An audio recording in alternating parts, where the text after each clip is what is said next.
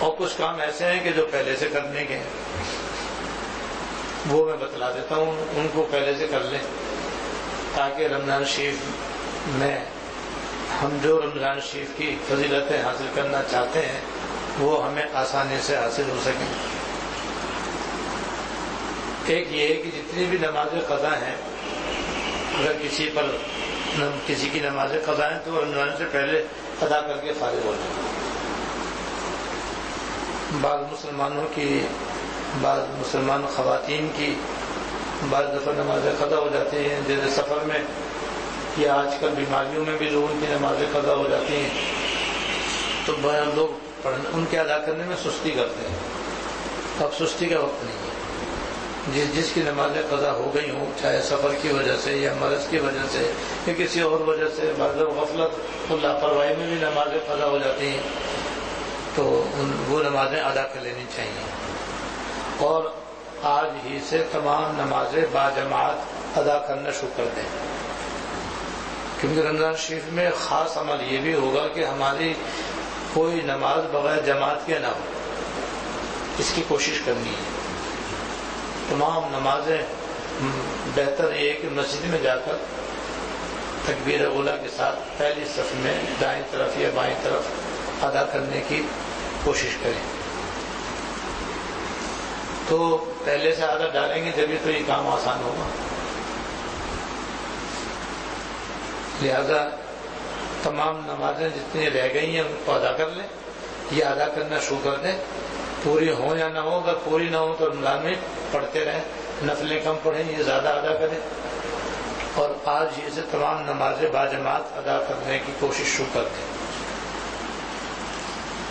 Number 2، جس کے ذمہ روزے قضا ہوں پچھلے رمضانوں کے یا کسی ایک رمضان کے، تو انہیں چاہیے کہ وہ بھی ان کو ادا کر کے فارغ ہو جائیں۔ خواتین کے قدرتی عذر کی بنا پر اکثر و بیشتر کچھ نہ کچھ روز رمضان میں قضا ہو ہی جاتے ہیں، اور بعض خواتین تو رمضان کے بعد ہی فوراً ان کو رکھ لیتی ہیں، بہت اچھا کرتی ہیں، کیونکہ زندگی کا بھروسہ نہیں۔ لیکن بعض خواتین سستی کی وجہ سے اور بعض کسی معتبر عذر کی وجہ سے نہیں رکھتی، یہاں تک کہ اگلا رمضان آ جاتا ہے۔ انہیں چاہیے کہ اب موقع اچھا ہے، ابھی رمضان شروع نہیں ہوا ہے، اس سے پہلے اپنے جتنے بھی روزے قضا ہیں وہ ادا کر لیں، تاکہ پچھلا قرض اترے تو نیا رمضان برکتوں اور رحمتوں کے ساتھ نصیب ہو۔ اور اگر کسی کے بہت سارے روزے ہوں تو جتنے روزے قضا ہو سکے رمضان سے پہلے وہ ادا کر لیں، جو رہ جائیں تو پھر وہ عید کے بعد رمضان کے بعد رکھ لیں۔ لیکن یاد رکھیں کہ جو نمازیں قضا ہیں وہ پڑھنی ہی ہوں گی، اور جو روزے قضا ہیں وہ ادا کرنے ہی ہوں گے۔ توبہ سے ان کے نہ پڑھنے نہ رکھنے کا گناہ معاف ہوگا، روزہ اور نماز توبہ سے معاف نہیں ہوں گے، وہ تو رکھنے ہی ہوں گے۔ اس لیے اس قرض کو اتاریں، ان فرائض کو ادا کرنے کا اہتمام کریں۔ تیسرے یہ کہ اگر کسی کے ذمے پچھلے سال کی زکوٰۃ واجب ہو تو وہ بھی اپنی زکوٰۃ ادا کر لیں۔ ویسے تو ہر آدمی جو صاحب نصاب ہوتا ہے اس کی چاند کے اعتبار سے تاریخ الگ الگ ہوتی ہے، اور اس میں رمضان سے کوئی تعلق نہیں ہے۔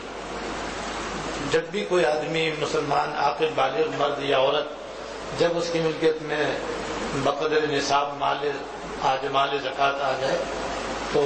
اب وہ سال میں چاند کی کوئی سی بھی تاریخ ہو، چاہے رجب کی ہو، چاہے ربیع الاول کی ہو، چاہے ذوالحجہ کی ہو، چاہے شعبان کی ہو، چاہے محرم کی ہو، اور کسی پر رمضان میں بھی کوئی صاحب نصاب ہو جائے تو رمضان میں بھی اس کے اوپر زکوٰۃ کا سال شروع ہو سکتا ہے۔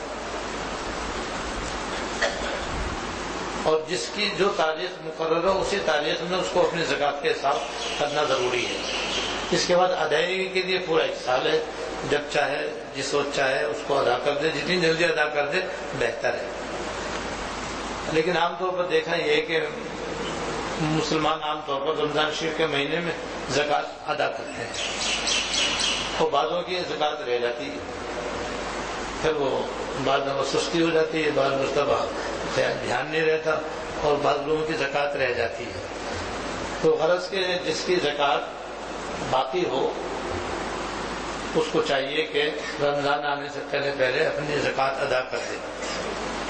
بلکہ رمضان شریف کا ثواب حاصل کرنے کے لیے بھی زکوٰۃ کی ادائیگی مؤخر کرنا درست نہیں ہے۔ حکیم علامہ حضرت مولانا تھانوی رحمۃ اللہ علیہ نے اس پر بڑی نکیر فرمائی ہے۔ یعنی بعض لوگ ایسے ہوتے ہیں زکوٰۃ تو ان پہ فرض ہو گئی رجب کے مہینے میں، اب وہ زکوٰۃ اس لیے نہیں دے رہے کہ رمضان شریف میں ثواب زیادہ ہے، اور وہ ثواب زیادہ یہ ہے کہ نفل کا ثواب رمضان میں فرض کے برابر ملتا ہے اور فرض کا ثواب 70 فرضوں کے برابر ملتا ہے۔ تو 70 گنا ثواب حاصل کرنے کے لیے رجب میں جو زکوٰۃ فرض ہوئی ہے وہ اس کو ادا کرنے میں تاخیر کرتا ہے کہ رمضان شریف میں ادا کروں گا تاکہ رمضان شریف کی فضیلت مجھے حاصل ہو، تو حضرت نے اس سے منع فرمایا۔ بھائی جب زکوٰۃ فرض ہو گئے تو جتنی جلدی ہو جائے فرض ادا کرو، فرض میں کیا تاخیر، فوراً ادا کرو۔ یہ کس نے کہا کہ آپ رمضان تک زندہ رہو گے؟ اگر رمضان شریف میں پہلے ہی موت آ گئی تو فرض ذمے میں رہ جائے گا، جس کا بڑا ہولناک اور خوفناک عذاب ہے۔ اس لیے رمضان کا انتظار نہیں کرنا چاہیے، رمضان سے پہلے ہی اپنی زکوٰۃ ادا کر کے فارغ ہو جانا چاہیے۔ ہاں اگر کسی کی رمضان ہی میں زکوٰۃ فرض ہوتی ہے یا 1-2 روز رہ گئے، اس نے سوچا چلو بھائی رمضان میں دے دوں، تو اس میں تو حرج نہیں ہے، لیکن یہ کہ زکوٰۃ کی ادائیگی محض رمضان کی وجہ سے لیٹ کرنا صحیح نہیں ہے۔ لہذا اگر کسی کے ذمے زکوٰۃ باقی ہے تو اس کو اپنی زکوٰۃ رمضان شریف سے پہلے پہلے ادا کر لینی چاہیے، سجدہ تلاوت جتنے بھی ہوں سب ادا کر کے فارغ ہو جائیں۔ اور سب سے اہم بات یہ ہے کہ رمضان شریف کا مہینہ مغفرت کا مہینہ ہے۔ حدیث شریف میں آپ پڑھیں گے تو سنیں گے انشاءاللہ تعالی کہ رمضان شریف کے 3 عشرے ہوتے ہیں۔ پہلا عشرہ اللہ تعالیٰ کی رحمت کا ہے، دوسرا عشرہ مغفرت کا ہے، اور تیسرا عشرہ دوزخ سے آزادی کا ہے۔ تو جو رمضان شریف سے پہلے ہی اپنے گناہوں سے معافی مانگ چکے ہوں گے اور فرائض و واجبات کی ادائیگی مکمل کر چکے ہوں گے، ان کو تو رمضان شریف کا پہلا جھونکا ہی انشاءاللہ تعالی مغفرت و بخشش کا ذریعہ بن جائے گا۔ لہذا رمضان شریف سے پہلے ہی اپنے سارے گناہوں کی اللہ تعالیٰ سے گڑ گڑا کر معافی مانگ لیں اور ابھی سے گناہوں سے بچنے کا اہتمام شروع کر دیں۔ یہ بہت اہم بات ہے اور یہ بڑی اہم تیاری ہے رمضان شریف کی، کیونکہ سارے رمضان شریف کا خلاصہ مغفرت ہے اور دوزخ سے آزادی ہے۔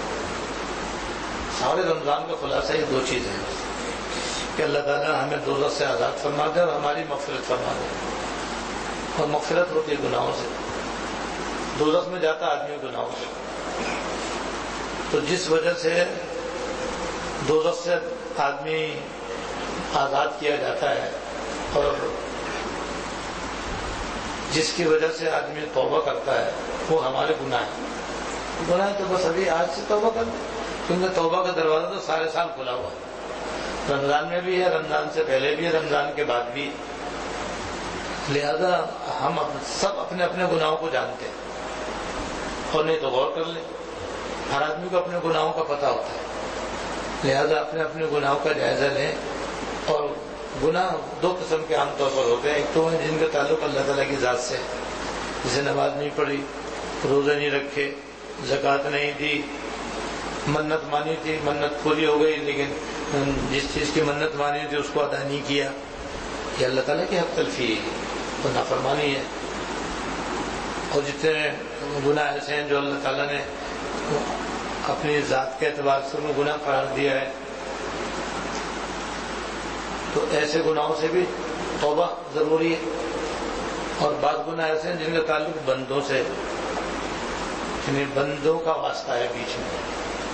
جسے کسی بندے کو مارا تو بندے کو مارا، یہ اس کی حق تلفی کی اور اللہ تعالیٰ کی بھی نافرمانی کی۔ کسی کے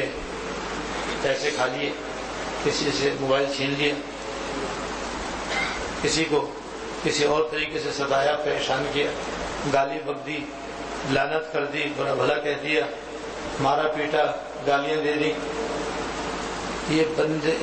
بندے کی بھی حق تلفی ہے اور اللہ تعالیٰ کی بھی نافرمانی ہے۔ ایسے گناہ جب تک بندے سے نہیں معافی نہیں مانگیں گے، معاف نہیں ہوں گے۔ یہاں پر توبہ جب مکمل ہوگی جب اللہ تعالیٰ سے بھی توبہ کریں، اس بندے سے ہی معافی مانگے۔ تو ایسے گناہ جو ہیں یہ بھی بڑی رکاوٹ بنتے ہیں مغفرت کے اندر۔ تو جو بھی گناہ ہے، وہ جتنے بھی گناہ ایسے ہیں، وہ چاہے ان کا تعلق براہ راست اللہ تعالیٰ کی نافرمانی سے ہو، تو چاہے اللہ تعالیٰ کی نافرمانی کے ساتھ بندوں کو ستانے کے ساتھ بھی ہو، دونوں ہی قسم کے گناہوں سے رمضان شریف آنے سے پہلے توبہ کر لیں، اور توبہ کرتے ہی بس پھر آئندہ بچنے کا اہتمام شروع کر دیں، تاکہ رمضان شریف میں بچنا اور زیادہ آسان ہو جائے۔ کیونکہ رمضان شریف میں گناہوں سے بچنا بے حد ضروری ہے، ورنہ تو بجائے ثواب کے الٹا نقصان ہونے کا بڑا خطرہ ہے۔ اب اس سلسلے میں وہ ایک حدیث آپ سن لیجیے، تو اس سے آپ کو اندازہ ہوگا کہ گناہوں سے بچنا ایک بے حد ضروری ہے، اور رمضان شریف کی فضیلت کتنی زبردست ہے۔ حضرت ابن عباس رضی اللہ تعالیٰ عنہ سے مروی ہے، حضرت ابن عباس رضی اللہ تعالیٰ عنہ سے مروی ہے کہ حضور اقدس صلی اللہ علیہ وسلم نے فرمایا کہ بلا شبہ جنت شروع سال سے آخری سال تک سجائی جاتی ہے۔ اندازہ کرو کہ اللہ تعالیٰ کتنے اپنے بندوں پر مہربان ہیں کہ جیسے ہم اپنا مال بیچنے کے لیے سیزن میں سجا کر رکھتے ہیں، اور مٹھائی کی دکان سجا کر رکھتے ہیں تاکہ